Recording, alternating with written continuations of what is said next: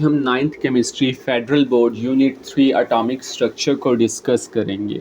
Lecture will be according to the NCP national curriculum of Pakistan 2022 to 2023। आज के lecture में हम सबसे पहले एटॉमिक मॉडल को देखेंगे कि एटॉमिक मॉडल क्या होते हैं, फिर सारे एटॉमिक मॉडल्स को डिस्कस करेंगे। सबसे पहले हम डेल्टन एटॉमिक मॉडल को डिस्कस करेंगे, then Rutherford atomic model, then Bohr atomic model, फिर हम क्वांटम मैकेनिकल मॉडल को देखेंगे, फिर हम देखेंगे कि हाइसेनबर्ग अनसर्टेनिटी प्रिंसिपल क्या है और ये कैसे क्वांटम मैकेनिकल मॉडल को सपोर्ट करता है, और लास्टली हम देखेंगे कि ये डी ब्रोगली हाइपोथेसिस क्या है। आल्दो हम डी ब्रोगली हाइपोथेसिस को इन डेप्थ नहीं पढ़ेंगे, but we will give it a little bit touch. अब हम चलते हैं कि एटॉमिक मॉडल क्या है। बिफोर डिस्कसिंग के एटॉमिक मॉडल क्या है, लेट्स रिव्यू कि एटम क्या होता है। हमें पता है कि एटम क्या है, एलिमेंट का स्मॉलेस्ट यूनिट है और एलिमेंट की जितनी भी प्रॉपर्टीज़ हैं वो एटम्स में मौजूद होती हैं। एटम जो है वो इलेक्ट्रॉन, प्रोटॉन और न्यूट्रॉन पर मुश्तमिल है, जैसा कि आप यहाँ पर इमेज में देख सकते हैं। लेकिन क्वेश्चन इज़ कि हमें कैसे पता चला कि एटम जो है वो इलेक्ट्रॉन, प्रोटॉन और न्यूट्रॉन पर मुश्तमिल होता है, स्मॉलेस्ट यूनिट ऑफ एलिमेंट है। हमें ये एटॉमिक मॉडल की वजह से पता चला। तो एटॉमिक मॉडल एक कंसेप्चुअल रिप्रेजेंटेटिव टूल है कि एटम क्या है, कैसे वो बिहेव करता है, कैसे इंटरेक्ट करता है। ये माइक्रोस्कोप, वर्नियर कैलिपर की तरह फिज़िकल नहीं है, ये एक साइंटिफिक इमेजिनेशन है based upon the observation of the experiment. जैसा कि आप यहाँ पर जो इमेज आपने देखी थी एटम की, ये एक्चुअल में एक मॉडल है, ठीक है। अब जो हमारे पास पर्पस क्या है, क्यों हमने एटॉमिक मॉडल बनाए, क्यों ये टूल हमने क्रिएट किया।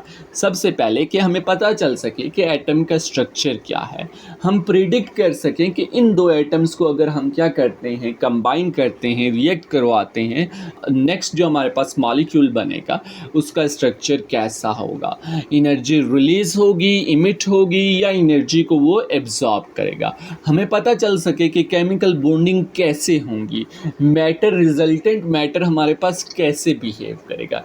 इन सारे रीजंस की वजह से हमने ये टूल क्रिएट किया। विद रिस्पेक्ट टू टाइम हमारे पास एटॉमिक मॉडल क्या होते गए, इवॉल्व होते गए। जैसे जैसे एक्सपेरिमेंट एडवांस होते गए, मॉडल भी रिफाइंड होते गए ताकि ऑब्जर्वेशन को वो क्या कर सके, मैच कर सके, ताकि जितनी ऑब्जर्वेशन थ्रू एक्सपेरिमेंट्स हमारे पास आ रही हैं वो एटॉमिक मॉडल उसे एक्सप्लेन कर सके। तो हमारे पास डेल्टन मॉडल है जिसे हम सॉलिड स्फीयर मॉडल कहते हैं। 1803 में ये क्या हुआ, प्रपोज्ड हुआ। फिर थॉमसन्स मॉडल आया, प्लम पुडिंग मॉडल 1897 में। इसको आपकी बुक में एक्सप्लेन नहीं किया गया, जस्ट मैंने आप नाम यहाँ पर मेंशन कर दिया है। फिर हमारे पास रदरफोर्ड एटॉमिक मॉडल आया जिसे हम न्यूक्लियर मॉडल भी कहते हैं, 1911 में। Then comes Bohr atomic model जिसको हम प्लेनेटरी मॉडल कहते हैं, 1930 में। एंड फाइनली जो हम करेंटली यूज़ कर रहे हैं वो है क्वांटम मैकेनिकल मॉडल जिसे मॉडर्न क्लाउड मॉडल भी कहते हैं। 1926 एंड ऑनवर्ड जो है ये क्या होता जा रहा है, इम्प्रूव होता जा रहा है हमारे पास। हर मॉडल क्या करता है, जो एक एटम की कम्प्लेक्स रियलिटी है, कम्प्लेक्स स्ट्रक्चर है, उसको सिंप्लीफाई करके हमें बताता है कि एटम ऐसा है। Now we are moving towards our first atomic model, that is Dalton atomic model. इसको प्रेजेंट एक ब्रिटिश केमिस्ट था, जॉन डेल्टन, उसने किया था 1803 में। मेन बेसिस थी कि वो एक्सप्लेन कर सके कि मैटर की नेचर क्या है और उसकी एग्जिस्टेंस को। डेल्टन एटॉमिक थ्योरी और मॉडल के 4 मेन पास्टुलेट हैं। जैसा कि आप देख रहे हैं कि एटम्स कंबाइन होकर एलिमेंट बना रहे हैं, तो डेल्टन ने भी यही कहा कि जितने भी एलिमेंट हैं वो सारे टाइनी इंडिविजिबल एटम से बने हुए हैं। डेल्टन ने उस वक्त कहा था कि एटम क्या है, इंडिविजिबल हैं, यानी डिवाइड नहीं हो सकते। सेकंड, उसने ये कहा था कि जिन एटम से ये एलिमेंट बना हुआ है, जैसा कि आप देख रहे हैं यहाँ पर, इनका मास भी सेम होगा और इनका वॉल्यूम भी इन एटम्स का क्या होगा, सेम होगा। एक particular element, for example let's say oxygen है हमारे पास, तो वो जितने भी एटम ऑक्सीजन एटम से बना होगा, हर ऑक्सीजन एटम का मास भी सेम होगा और वॉल्यूम भी सेम होगा। नेक्स्ट उसने कहा था कि एटम्स कंबाइन होते हैं, सेपरेट होते हैं या रीअरेंज होते हैं, उनकी जो रेशियो है वो क्या होगी, सिंपल होल नंबर रेशियो होगी रिएक्शन के दौरान। जैसे कि आप यहाँ पर वाटर देख रही हैं, वाटर का मॉलिक्यूल, और इस वाटर के मॉलिक्यूल में क्या है, H2O, 2 हाइड्रोजन है और 1 ऑक्सीजन है। हाइड्रोजन टू ऑक्सीजन रेशियो एक सिंपल रेशियो है 2:1। तो यही हमारे पास डेल्टन ने कहा था। फिर फोर्थली उसने बात की थी कि एटम्स को ना तो हम क्या कर सकते हैं, क्रिएट कर सकते हैं, और ना ही हम डिस्ट्रॉय कर सकते हैं। जब डेल्टन ने ये एटॉमिक मॉडल पेश किया तो सबसे पहले जो न्यू साइंटिस्ट, जितने भी साइंटिस्ट थे और साइंस इंथ्यूजास्टिक जो थे, उनके अंदर क्या हुई, एक स्टिमुलस क्रिएट हुआ। वो रैपिडली इस पे वर्क करना शुरू हो गए ड्यूरिंग 19th सेंचुरी। और उस वक्त जितने भी हमारे पास एक्सपेरिमेंट हो रहे थे, उन एक्सपेरिमेंट की ऑब्जर्वेशन को ये मॉडल क्या कर रहा था, एक्सप्लेन कर रहा था। और डेल्टन ने लॉ ऑफ केमिकल कम्बिनेशन हमें दिए।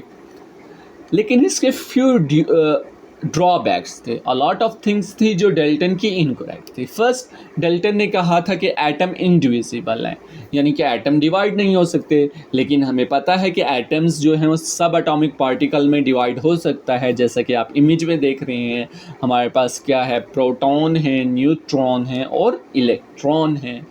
फिर डेल्टन ने कहा था कि एक एलिमेंट है, जैसे कि मैंने कहा कि ऑक्सीजन है या हाइड्रोजन है, वो जितने भी एटम से मिलकर बना होगा वो सारे क्या होंगे, उनका मास भी सेम होगा, उनका वॉल्यूम भी सेम होगा। बट दैट्स इनकरेक्ट, क्योंकि हमें पता है कि एटम्स, एक एलिमेंट है वो हमारे पास डिफरेंट एटम्स से मिलकर बना होता है, और वो एटम्स क्या हो सकते हैं, उनका मास डिफरेंट हो सकता है। इन केस ऑफ आइसोटोप्स, कि हाइड्रोजन 1 है, एक हाइड्रोजन हमारे पास एलिमेंट है, वो हो सकता है हमारे पास किससे बना हो, हाइड्रोजन 1 से बना हो और हाइड्रोजन 2 से मिलके बना हो। हाइड्रोजन 1 का मास 1 है, हाइड्रोजन 2 का मास नंबर हमारे पास 2 AMU है, और हाइड्रोजन 3 ट्रिटियम का मास नंबर 3 AMU है। तो इट्स क्वाइट पॉसिबल कि एलिमेंट के अंदर डिफरेंट हमारे पास क्या हों, आइसोटोप्स मौजूद हों, जिनका मास क्या होता है, डिफरेंट होता है। फिर डेल्टन ने हमारे पास क्या कहा था कि एटम्स को ना तो हम क्रिएट कर सकते हैं, ना डिस्ट्रॉय कर सकते हैं। But that's incorrect. हमें पता है ड्यूरिंग न्यूक्लियर रिएक्शन जो है, ये यूरेनियम 235 है, ये ब्रेक डाउन हो सकता है। ये न्यूक्लियर फिशन के दौरान ये क्या होगा, ब्रेक डाउन होगा। तो ये डिस्ट्रॉय तो हो गया, और न्यू हमारे पास ये एटम्स को भी क्या कर रहा है, क्रिएट कर रहा है। जैसे बेरियम 139 है और हमारे पास क्रिप्टोन 95 है, तो इसने ये न्यू एलिमेंट एटम्स को भी क्रिएट किया। फिर डेल्टन ने कहा था atoms combine in simple whole number ratio. Although ये क्वाइट जो है मोस्टली करेक्ट होती है, क्योंकि मोस्ट जो होते हैं हमारे पास atoms simple whole number ratio में कंबाइन करते हैं, जैसे कि कार्बन डाइऑक्साइड हो गया, वाटर हो गया। लेकिन देयर आर सम कंपाउंड्स जिनका स्ट्रक्चर क्या होता है, कम्प्लेक्स होता है, जैसे कि सुक्रोज हो गया, C12, H22, O11, carbon ratio, hydrogen ratio, oxygen, ये होगा 12:22:11। तो क्वाइट कम्प्लेक्स हमारे पास सिंपल होल नंबर रेशियो नहीं है इसकी, तो ये भी इनकरेक्ट है। आल्दो ये जितने भी ड्रॉबैक्स और लिमिटेशन हैं, इनके रीजनिंग आपकी बुक में नहीं देगी, लेकिन एक अंडरस्टैंडिंग के लिए, एक अच्छी समझने के लिए ये इम्पॉर्टेंट है। तो आप इसको क्या कर सकते हैं, समझ सकते हैं, बेशक रिमेंबर आप ना कीजिए। फिर हमारे पास एक साइंटिस्ट था रदरफोर्ड। 1911 में उसने एक एक्सपेरिमेंट परफॉर्म किया जिसको हम रदरफोर्ड्स एक्सपेरिमेंट कहते हैं, जिसका मेन ऑब्जेक्टिव ये था कि हमें पता चल सके प्रोटॉन्स और इलेक्ट्रॉन्स एटम्स के अंदर कैसे अरेंज हैं। जो उसका एक्सपेरिमेंट का सेटअप था वो कुछ ऐसा था कि उसने अल्फ़ा पार्टिकल्स को थिन गोल्ड फॉइल पर बम्बार्ड किया। अब जो अल्फ़ा पार्टिकल थे वो रिलीज़ हो रहे थे पोलोनियम से। पोलोनियम कैसे रिलीज़ कर रहा था, पोलोनियम की हो रही थी डिसइंटीग्रेशन, उसमें क्या हो रहा था, अल्फ़ा डिके हो रहा था, जैसा कि आप इमेज में देख रहे हैं। उसका न्यूक्लियस क्या हो रहा था, डिसइंटीग्रेट होकर अल्फ़ा पार्टिकल्स बना रहा था। अब ये अल्फ़ा पार्टिकल्स क्या हैं, ये अल्फ़ा पार्टिकल्स हीलियम न्यूक्लियाई होते हैं। हीलियम न्यूक्लियाई से क्या मुराद, ये हीलियम का एटम आप देख रहे होंगे, इसमें 2 प्रोटॉन हैं, न्यूक्लियस में 2 न्यूट्रॉन हैं, 2 इलेक्ट्रॉन हैं। अगर हम इलेक्ट्रॉन को रिमूव कर दें तो पीछे हमारे पास ये न्यूक्लियस बच जाएगा। ये जो हीलियम न्यूक्लियस अब बचा, इसको हम कहते हैं अल्फा पार्टिकल्स। ये डबली पॉजिटिव चार्ज होते हैं। डबल पॉजिटिव चार्ज इस वजह से होते हैं क्योंकि 2 इलेक्ट्रॉन रिमूव हुए, तो इसे हम He पॉजिटिव 2 भी लिख सकते हैं, He पॉजिटिव पॉजिटिव भी लिख सकते हैं। अब ये अल्फ़ा पार्टिकल जाके गोल्ड फॉइल के साथ टकराए थे। वो वेरी थिन गोल्ड फॉइल थी, अबाउट 0.0004 सेंटीमीटर थी, 40 आते हैं इसमें पॉइंट के बाद। इस थिन फाइल के बाद टकराने के बाद अल्फ़ा पार्टिकल जो थे वो उसके बाद एक यू शेप हमारे पास फ्लोरेसेंट स्क्रीन थी जो डिटेक्टर है, उस पे जाके वो क्या कर रहे थे, टकरा रहे थे। जैसे ही अल्फ़ा पार्टिकल उस पे जाके टकराते तो वहाँ पे क्या थी, एक चमक, एक फ्लोरेसेंस प्रोड्यूस होती, जिसकी वजह से हम वो ट्रैक कर सकता था कि कहाँ पे जाके गोल्ड फाइल के से पास होने के बाद वो कहाँ पर टकराएं। तो ये ओवरऑल उस सेटअप की अरेंजमेंट थी। अब जो की ऑब्जर्वेशन, जैसा कि आप इस इमेज में क्या कर रहे होंगे, देख रहे होंगे कि अल्फ़ा पार्टिकल जो हैं वो पोलिडियम की डिसइंटीग्रेशन से रिलीज़ हो रहे हैं। एक प्रोजेक्टाइल है वो थिन गोल्ड फाइल के साथ टकरा रहा है और फ्लोरेसेंट स्क्रीन पे डिफरेंट जगह पे फ्लोरेसेंस प्रोड्यूस हो रही है। हमें पता चल रहा है कि गोल्ड फाइल के बाद वो वहाँ पर जाके फ्लोरेसेंट स्क्रीन पे टकरा रही हैं। तो 3 मेन ऑब्जर्वेशन थी, की ऑब्जर्वेशन जो रदरफोर्ड को नज़र आई। पहला कि मोस्ट ऑफ जो अल्फ़ा पार्टिकल हैं वो फाइल से स्ट्रेट पास हो रहे हैं, foil as a barrier act नहीं कर रही थी उनके लिए। फ्यू अल्फ़ा पार्टिकल्स का थोड़ा सा क्या था, एंगल जो था वो चेंज था। 1 in 1 मिलियन यानी बहुत ही कम पार्टिकल ऐसे थे जो बहुत बड़े एंगल, ग्रेटर देन 90 एंगल के साथ वो क्या हो रहे थे, डिफ्लेक्ट हो रहे थे। तो ये 3 की ऑब्जर्वेशन थी जो रदरफोर्ड को मिली उसके एक्सपेरिमेंट से। अब आपका ख्याल ये होगा कि वो गोल्ड फाइल की जगह और कोई फाइल इस्तेमाल करता, हो सकता था ऑब्जर्वेशन चेंज हो जाए। तो रदरफोर्ड ने ऐसा ही किया, उसने डिफरेंट एलिमेंट्स की क्या ली, थिन फॉइल्स ली, लेकिन हर बार हर केस में उसको यही 3 ऑब्जर्वेशन मिली कि most alpha particle straight pass हो रहे हैं, फ्यू जो हैं स्मॉलर एंगल के साथ डिफ्लेक्ट हो रहे हैं, 1 in 1 million greater than angle 90 deflect हो रहा है। तो ये कंफर्म था कि हर एलिमेंट जो था यही ऑब्जर्वेशंस प्रोड्यूस्ड कर रहा था। अब ऑब्जर्वेशन के बाद रदरफोर्ड ने कुछ कंक्लूजन निकाली। रदरफोर्ड ने कहा कि चूंकि मोस्ट पार्टिकल स्ट्रेट फाइल से पास कर रहे हैं, इसका मतलब उस फाइल के अंदर, उस एटम से जो बनेगी है फाइल, एटम के अंदर काफ़ी ज़्यादा स्पेस एम्प्टी है। और उसने फिर ये सोचा कि काफ़ी स्पेस एम्प्टी है और जो इलेक्ट्रॉन्स हैं वो अल्फ़ा पार्टिकल जो काफ़ी ज़्यादा मैसिव हैं उनको वो डिफ्लेक्ट नहीं कर पा रहे। फिर उसने वो जो ऑब्जर्वेशन थी 1 in 1 मिलियन वाली, deflected through angle greater than 90, उसने कहा कि ये कोई ना कोई ऐसी स्ट्रॉन्ग फोर्स थी जिसकी वजह से ये जो है ग्रेटर एंगल के साथ ये पार्टिकल डिफ्लेक्ट हुए हैं। उसने कहा कि ये इलेक्ट्रोस्टैटिक रिपल्शन है, किसके दरमियान, अल्फ़ा पार्टिकल के दरमियान और जो positive charge part of atom है इसके दरमियान इलेक्ट्रोस्टैटिक रिपल्शन थी। इसी रिपल्शन की वजह से इतना बड़ा एंगल जो है वो क्रिएट हुआ। ये रदरफोर्ड ने क्या की, कंक्लूजन निकाली। इन कंक्लूजन के बेस पे रदरफोर्ड ने एक अपना एटॉमिक मॉडल पेश किया। उसने कहा कि जो एटम है ना, ये प्लानिटरी सिस्टम की तरह बिहेव करता है। ओवरऑल उसने कहा कि एटम जो है वो न्यूट्रल है, इलेक्ट्रिकली न्यूट्रल है। उसने कहा कि मोस्ट ऑफ द जो मैस है एटम का वो सेंटर में है और सेंटर को उसने नाम दिया न्यूक्लियस का। और उसने कहा कि जो न्यूक्लियस है वो पॉजिटिवली चार्ज डेंस रीजन है। पॉजिटिवली चार्ज की वजह से ही जो थे वो क्या हुए थे, इलेक्ट्रॉन ग्रेटर देन 90 एंगल के साथ डिफ्लेक्ट हुए। तो उसने कहा कि मोस्ट मैस जो है वो न्यूक्लियस के अंदर है और न्यूक्लियस जो है वो सेंटर में है और उसका पे चार्ज जो है वो पॉजिटिव है। फिर उसने कहा जो इलेक्ट्रॉन है वो सर्कुलर पाथ में, जैसा कि आप यहाँ इमेज में भी देख सकते हैं, रिवॉल्व कर रहे होते हैं। और उसने इन सर्कुलर पाथ को क्या नाम दिया, ऑर्बिट का नाम दिया।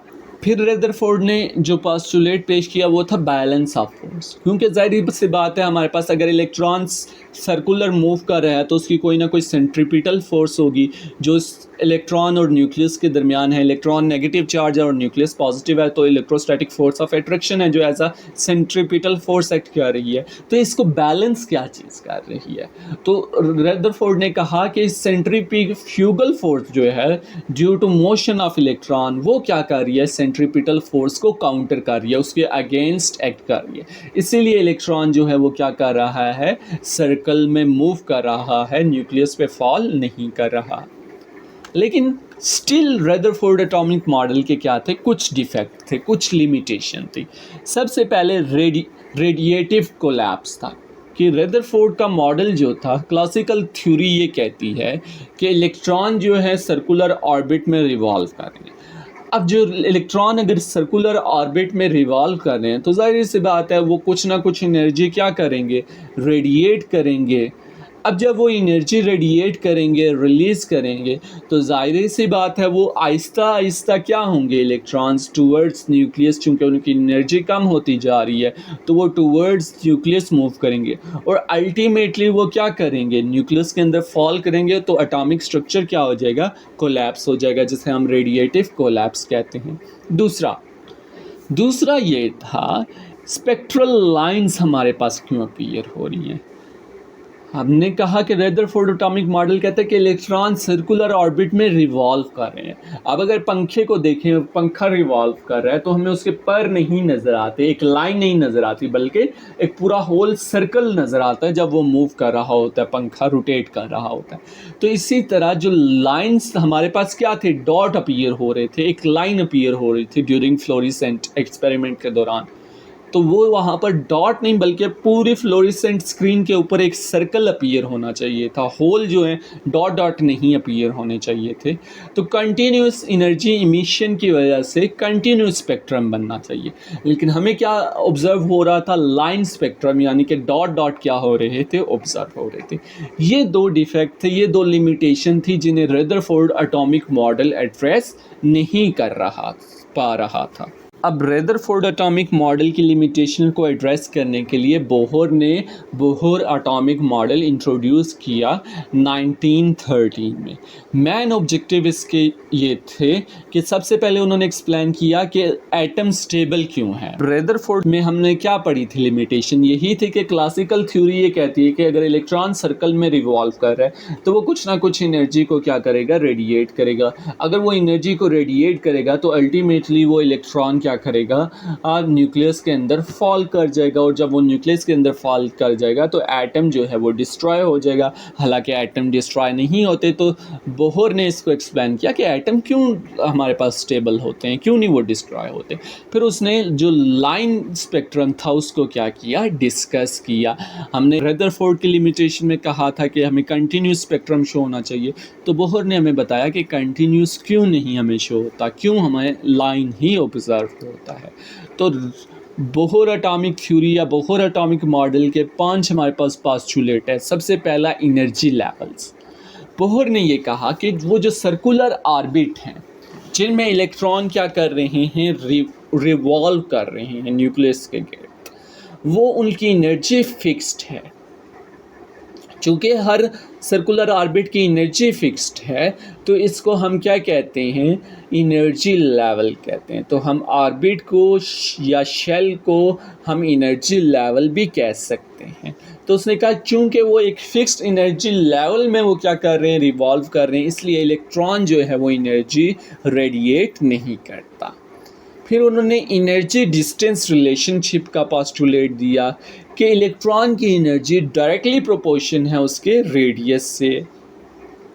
जितना हायर ऑर्बिटल क्या होगा, रेडियस होगा, जितना दूर होगा वो न्यूक्लियस से इलेक्ट्रॉन का ऑर्बिट, उतनी ही ज़्यादा उसके अंदर एनर्जी होगी। फॉर एग्जांपल ये न्यूक्लियस के बिल्कुल पास आप देख रहे हैं 2 इलेक्ट्रॉन रिवॉल्व कर रहे हैं, तो इनकी जो ऑर्बिट की एनर्जी है, इन इलेक्ट्रॉन की एनर्जी कम होगी, उसके बाद सेकंड वाले की ज़्यादा होगी, फिर थर्ड वाले की हमारे पास और ज़्यादा होगी, और फोर्थ वाले की हमारे पास सबसे ज़्यादा एनर्जी होगी।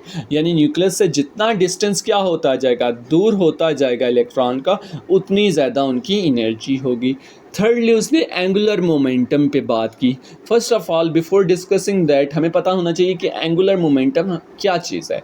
तो एंगुलर मोमेंटम हमें बताता है कि किसी भी सर्कुलर पाथ में या किसी भी स्पिनिंग के दौरान हमें ये बताता है कि वो जो ऑब्जेक्ट है जैसा कि इलेक्ट्रॉन है वो कितना फास्ट और कितना स्ट्रांगली क्या कर रहा है, मूव कर रहा है। तो उसने कहा कि इलेक्ट्रॉन उन्हीं ऑर्बिट में मूव करेंगे, बोहर ने कहा, जिनके लिए उसका एंगुलर मोमेंटम जो होगा वो इंटीग्रल मल्टीपल होगा h डिवाइडेड बाय 2 पाई के। h हमारे पास होता है प्लैंक्स कांस्टेंट जिसकी वैल्यू होती है 6.626 इंटू 10⁻⁻34 जूल सेकेंड। फिर उसने बात की थी स्टेशनरी स्टेट की। उसने कहा कि एक पार्टिकुलर ऑर्बिट है, इलेक्ट्रॉन उस पार्टिकुलर ऑर्बिट में एनर्जी रेडिएट नहीं करेगा, एनर्जी रिलीज़ नहीं करेगा। लेकिन इन केस इलेक्ट्रॉन क्या करता है, अगर एनर्जी को एब्जॉर्ब करता है। अब इलेक्ट्रॉन ने जब एनर्जी, जैसा कि आप इस इमेज में भी देख रहे हैं, जैसे ही एनर्जी वो क्या करेगा, एब्जॉर्ब करेगा, तो उसकी एनर्जी ज़्यादा हो जाएगी, तो वो जंप करके नेक्स्ट ऑर्बिट की तरफ, सेकंड ऑर्बिट की तरफ क्या कर रहा है, मूव कर रहा है।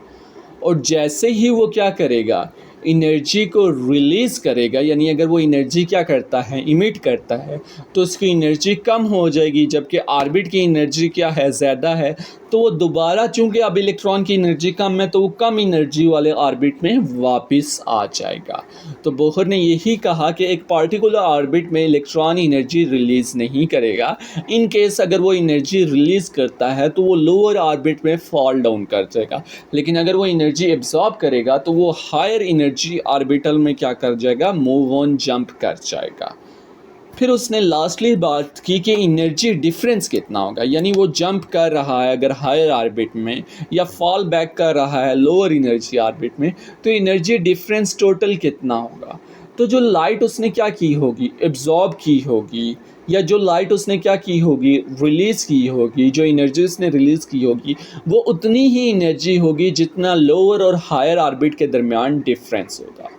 यानी हायर ऑर्बिट एनर्जी लेवल और लोअर एनर्जी लेवल के दरमियान जितना डिफरेंस है, उतनी ही एक्स्ट्रा एनर्जी को वो क्या कर सकता है, एब्जॉर्ब करके हायर एनर्जी में जा सकता है, या उतनी एनर्जी को वो रिलीज़ करके हायर से लोअर एनर्जी लेवल में आ सकता है। अब जो बोहर एटॉमिक मॉडल की जो सबसे बड़ी लिमिटेशन थी, वो एटम को 3D एस्पेक्ट के साथ, 3D व्यू के साथ डिपिक्ट नहीं कर पा रहा था। ये जो थी बोहर एटॉमिक मॉडल की एक लिमिटेशन थी। फिर हमारे पास करंट जो है क्वांटम मैकेनिकल मॉडल आ जाता है। ये मॉडर्न व्यू है एटम का, जिसको हम आज मॉडर्न दौर में देखते हैं। इसको हमने क्वांटम मैकेनिक के प्रिंसिपल को यूज़ करते हुए डेवलप किया इस टूल को। ये इलेक्ट्रॉन को बहुत तरीक़ों से एज अ वेव भी कंसिडर करता है और एज अ पार्टिकल भी कंसिडर करता है। इस मॉडल के अकॉर्डिंग हमने ऑर्बिटल को डिफ़ाइन किया, वो रीजन्स जिनमें इलेक्ट्रॉन फाइंड करने की प्रोबेबिलिटी सबसे मैक्सिमम होती है। नेक्स्ट हमारे पास आ जाता है हाइसेनबर्ग अनसर्टेनिटी प्रिंसिपल। इसको जर्मन फिजिस्ट वार्नर हाइसेनबर्ग ने 1927 में प्रपोज किया था। One of the fundamental concept है क्वांटम मैकेनिक का। अगर हम हाइसेनबर्ग अनसर्टेनिटी प्रिंसिपल में अनसर्टेनिटी का लिटरल मीनिंग फाइंड आउट करें, तो इसका लिटरल मीनिंग क्या होता है, अनश्योर, डिफ़िकल्ट टू प्रेडिक्ट। और यही इसका कोर आइडिया है कि हम इलेक्ट्रॉन की एग्जैक्ट पोजीशन और एग्जैक्ट मोमेंटम को एट द सेम टाइम हम फाइंड आउट नहीं कर सकते। एट द सेम टाइम हम क्या रहेंगे, अनश्योर रहेंगे कि जो एग्जैक्ट पोजीशन या एग्जैक्ट मोमेंटम हमने फाइंड किए ये दोनों करेक्ट हैं या नहीं है। लेट्स से अगर मैं क्या करता हूँ, पोजीशन की प्रिसाइज मेजरमेंट लेता हूँ और एट द सेम टाइम जो मोमेंटम की मेरे पास वैल्यू आएगी वो ग्रेटर अनसर्टन होगी वैल्यू, उसके बारे में मैं ग्रेटली तौर पे अनश्योर होऊंगा कि ये करेक्ट है या नहीं है। इसकी इम्प्लिकेशन ये हुई कि इलेक्ट्रॉन के ऑर्बिट को हम एज अ फिक्स्ड पाथ नहीं ड्रॉ कर सकते। याद है हमने मॉडर्न जब क्वांटम मैकेनिकल मॉडल पढ़ा था, तो हमने कहा था ऑर्बिटल को हमने कैसे डिफ़ाइन किया था। हमने कहा था region where probability of finding electron is maximum. इसी प्रिंसिपल की वजह से हमने कहा था कि क्योंकि ये हमें यही बताता है कि एग्जैक्ट पाथ को आप कभी भी ड्रॉ नहीं कर सकते, आप हमेशा क्या रहोगे, अनश्योर रहेंगे। अब हम देखेंगे कि प्रोबेबिलिटी मैप को कैसे हम बिल्ड आउट करते हैं, कैसे जो है हम 3D प्रोबेबिलिटी क्लाउड हम क्या करते हैं ऑफ इलेक्ट्रॉन फाइंड आउट करते हैं। हम पोजीशन की रिपीटिव मेजरमेंट लेते हैं। जब हम पोजीशन की रिपीटिव मेजरमेंट लेते हैं तो एक हमारे पास क्या आता है, प्रोबेबिलिटी क्लाउड आ जाता है। कैसे, लेट्स से मैंने क्या ली, इस जगह पर इलेक्ट्रॉन की पोजीशन मैंने फाइंड आउट की, ठीक है, कि यहाँ पर इलेक्ट्रॉन एट पोजीशन पे है। थोड़ी देर बाद फिर मैं क्या करूँगा, इलेक्ट्रॉन की पोजीशन फाइंड आउट करूँगा, क्योंकि हमें पता है इलेक्ट्रॉन कंटिन्यूसली मूव हो रहा है, तो मुझे किसी और जगह पे उसकी पोजीशन फाइंड आउट हो जाएगी। इसी तरह विद रिस्पेक्ट टू टाइम में क्या करता रहूँगा, फाइंड आउट करता रहूँगा, तो इलेक्ट्रॉन मुझे डिफरेंट लोकेशन पे मिलेगा, और उन डिफरेंट लोकेशन पे मिलने की वजह से मैं कह सकता हूँ कि प्रोबेबिलिटी ये है कि यही क्या होगा, इलेक्ट्रॉन का पाथ होगा। और यही जो रीजन्स है जहाँ पर प्रोबेबिलिटी हम कह रहे हैं मैक्सिमम है कि इलेक्ट्रॉन वहाँ पर मौजूद होगा, जो हमने with respect to time find out किए, इसी को हम क्या कहते हैं, ऑर्बिटल्स कहते हैं। आगे चल के हम पढ़ेंगे कि शेल क्या होता है, शेल और ऑर्बिट, सब ऑर्बिट या सब शेल और ऑर्बिटल क्या होता है। बेसिक मैं बता देता हूँ कि हमारे पास सबसे पहले आता है ऑर्बिट या शेल या एनर्जी लेवल, फिर हमारे पास आता है सब ऑर्बिट या हम उसे सब शेल भी कहते हैं या सब एनर्जी लेवल भी कहते हैं। फिर उसके बाद जो डिवीज़न होती है उसमें हमें मिलता है ऑर्बिटल, ठीक है। और जो ऑर्बिटल होता है उसमें मैक्सिमम 2 इलेक्ट्रॉन क्या कर सकते हैं, मूव कर सकते हैं। और ये जो इमेज आप अभी देख रहे हैं ना, ये क्या है, डिफरेंट ऑर्बिटल को शो कर रहा है, ठीक है। जो हमारे पास आता है जहाँ पर येलो है वहाँ पर मैक्सिमम प्रोबेबिलिटी है इलेक्ट्रॉन को हम फाइंड कर सकते हैं, जो ऑरेंज है वहाँ पर लेसर प्रोबेबिलिटी है। लेकिन आप देखें हमारे पास सर्कुलर हैं, हमारे पास क्या है, डम्बल शेप है, डिफरेंट शेप के ये देखिए ऑर्बिटल हैं। तो इसका मतलब ऑर्बिटल जो है हमारे पास हमेशा सर्कुलर नहीं होगा, उसकी शेप क्या हो सकती है, डिफरेंट हो सकती है depending upon the type of orbital. Aldous हमने कहा कि शेप क्या हो सकती है, डिफरेंट हो सकती है ऑर्बिटल की डिपेंडिंग अपॉन इट्स टाइप, लेकिन हाइड्रोजन में 95% ये चांस है, क्योंकि हाइड्रोजन में एक ही इलेक्ट्रॉन होता है और वो इलेक्ट्रॉन का ऑर्बिटल क्या होगा, स्फेरिकल होगा। जैसे कि आप यहाँ पर देख रहे हैं हमारे पास एक 3D पिक्चर आपको क्या हो रही है, शो हो रही है। इसमें हमारे पास क्या है, एक ऑरेंज प्रोटॉन है और येलो न्यूट्रॉन है, और ब्लू वाला हमारे पास क्या है, इलेक्ट्रॉन है। और ये जो आपको क्लाउडी नज़र आ रहा है ये ऑर्बिटल है, यहाँ पर ये प्रोबेबिलिटी है कि इलेक्ट्रॉन मैक्सिमम होगा। It's not the circular orbit, it's spherical orbital.